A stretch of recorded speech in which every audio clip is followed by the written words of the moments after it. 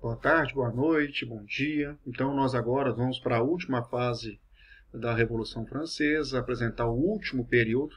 Até então, como está aqui na linha do tempo, nós vimos, né, que a Revolução Francesa divide-se principalmente em três grandes partes: monarquia constitucional, república e o império. Geralmente pode se dividir assim. E dentro dessas grandes macrofases, nós temos aqui a Assembleia Nacional Constituinte. Nós estudamos que foi uma revolução burguesa, há uma radicalização da Revolução, surgimento da República Popular, do terror, a divisão do liberalismo em esquerda e direita. Você tem, de novo, a volta da alta burguesia ao poder, com o diretório. Vimos o golpe de Napoleão, né, um golpe militar em que ele ocupa o poder, e neste momento Napoleão está no poder por ser uma pessoa querida, um líder carismático, né, que atrai multidão. Há uma estabilização do processo revolucionário, e aí o surgimento de princípios, né, que vão causar no futuro a Primeira Grande Guerra Mundial, que é a questão do nacionalismo. O foco das pessoas é tirar dos problemas pessoais e agora volta-se a inimigos externos, e as pessoas enfrentando, então, coligações de países absolutistas para retirar a Revolução Francesa e trazer de volta os antigos reis, né, que foram depostos. E aí, na última aula nós vimos, né, as reformas feitas por Napoleão, o Código Civil Napoleônico e a consolidação da burguesia no poder. Hoje nós vamos tratar, então, de uma forma bem rápida, o Império Napoleônico. Vimos que Napoleão, então, estava enfrentando a Inglaterra, né, numa disputa comercial, e aqui representavam dois grandes poderes, o poder marítimo contra o poder terrestre. E a teoria que existia é que qualquer nação que dominasse a terra do coração, ou Heartland, a terra central de riquezas minerais, né, e que centralizava o domínio da Europa, que é essa área aqui, entre Rússia, né, o Império Austro-Húngaro, né, e a Liga Germânica, dominaria o planeta, beleza? E aqui então começou uma expansão militar muito rápida, né, napoleônica, e aí então sair dominando grande parte da Europa, ultrapassando, né, Suíça, reinos italianos, a própria Alemanha, Prússia, chegando até a Rússia.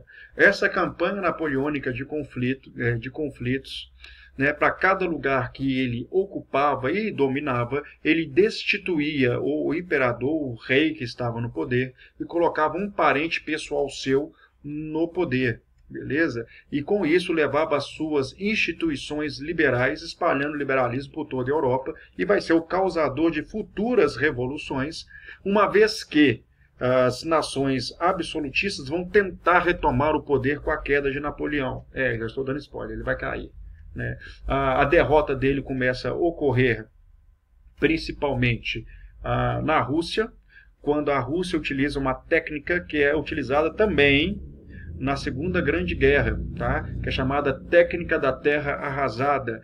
Eles recuam, destrói plantação e envenena rio. Então Napoleão vai invadindo até chegar em certo território, né, da Rússia.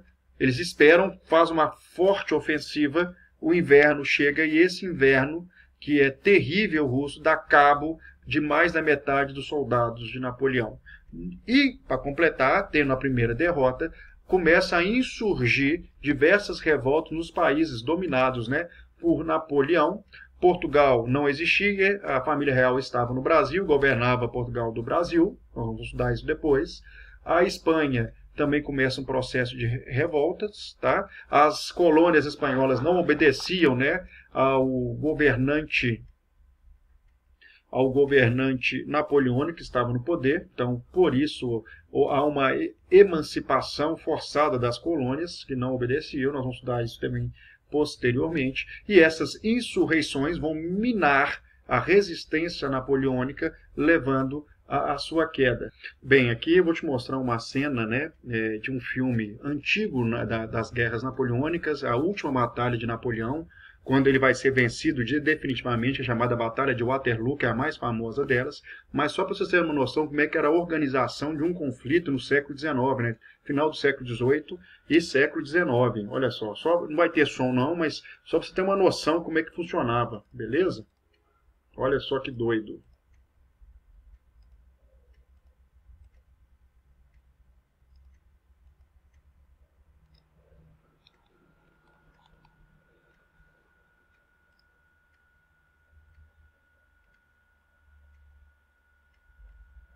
As tropas napoleônicas são azulzinhas, tá?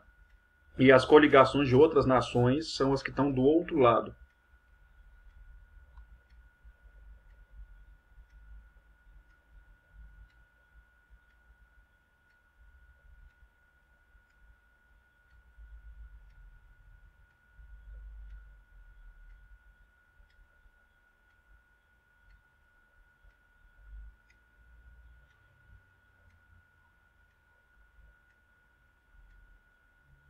Agora, para você ter noção como é que era a movimentação das tropas também, que dificuldade que era, né? Um conflito desse período e como é que eram muitas mortes, né?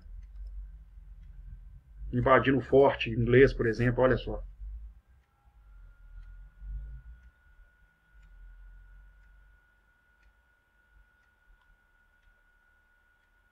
Então as perdas em batalha eram muito grandes nos territórios. Esse era o último respiro napoleônico, né? Porque Napoleão perdeu os primeiros conflitos, aí está o Napoleão, por exemplo, e ele acabou exilado numa ilha, ele foge da ilha, monta um exército, um governo de 100 dias, né? E vai para essa última batalha, o último respiro dele para tentar manter o poder dele na Europa.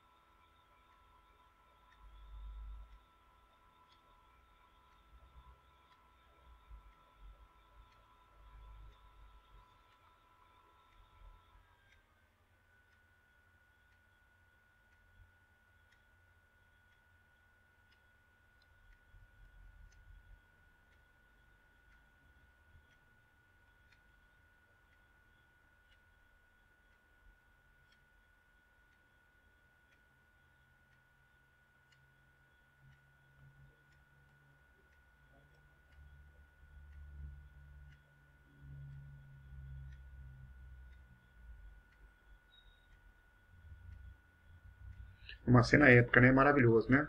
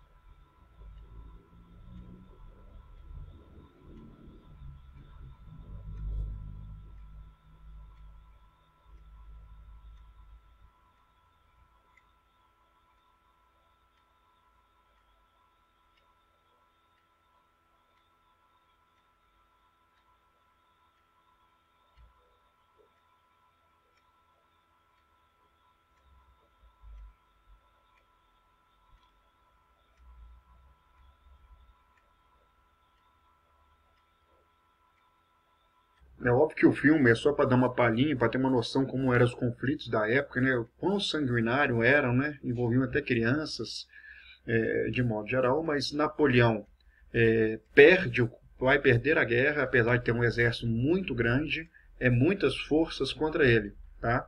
E ele acaba sendo exilado numa ilha, e lá, segundo alguns, assassinato envenenado. Outros falam que ele já estava doente e morreria de qualquer forma. Mas o que vai acontecer? Ao final, então, das guerras napoleônicas, há um congresso realizado na Áustria, Hungria, do Império Habsburgo, que é a família que domina, em 1815, para eles poderem reestruturarem toda a Europa que foi invadida por Napoleão. E agora com um problema, né? Porque ele expandiu o liberalismo, então os lemas do Congresso de Viena teriam que ser um lema reacionário, não conservador, tentar trazer de volta o antigo regime. E aí as forças conservadoras burguesas vão enfrentar principalmente os reacionários. Os 3 lemas do Congresso, esse Congresso que foi realizado em Viena, legitimar, restaurar e conserto. Ou seja, é necessário restaurar e legitimar, dar posse às antigas monarquias que foram tiradas por Napoleão, e equilíbrio. Forma-se uma liga, uma santa aliança entre as nações Inglaterra, França, Prússia e Áustria, para defender das revoluções liberais. A Inglaterra sai fora nesse momento, porque ela é liberal, e forma-se essa santa aliança que não vai funcionar bem, inaugurando o equilíbrio. As nações estão equilibradas e não pode haver conflito.